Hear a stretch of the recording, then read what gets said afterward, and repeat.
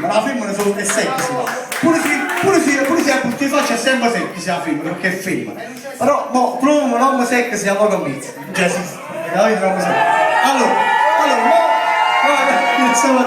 Ma il gioco consiste così, che la donna a una alla volta va dal proprio uomo, ci dà un bacio e torna indietro. Niente di particolare, che già si cammina, già è sexy.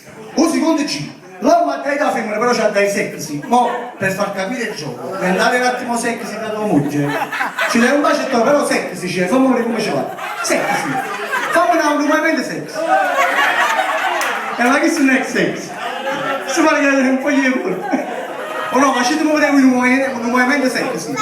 Sexy, vai o no? No, ma sei un attimo normale, sei un attimo. Siamo pronti? Ok, vai, attacca, fino a me. Allora, le donne con le mani fate così e gli uomini a bicicletta, sapete fare? Vai. Ok, vai. Tutti quanti, vai,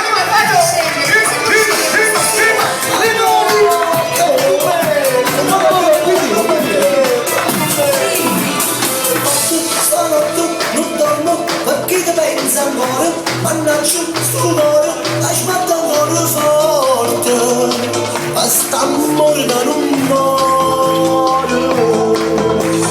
Ma te prego che stasera non me la delusione, a scirizione di te. Sono stasera ci da appuntamenti e non te fai trovare, e sono da sto palazzo sempre ad aspettare. Ma non sono stancati, si riuscime che stasera la forza sequestra. Cambiando le scuse non ti abbandona, e ti gira da madre casa di pasta. A nome dell'Iunga, a te solamente mi spazio per parlare. Ma lo finisce, non faccia scemo, non faccia aspettare. La storia non va, si sta non va, perché non ti fai, fai troppo.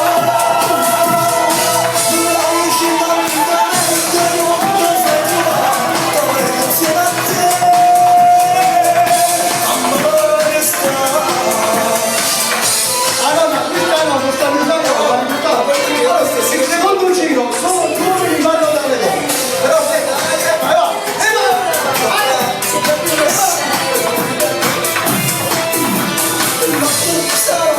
non dormo, ma mi si sta da bere, ti cerco, ti voglio, ma non ci sta nessuno.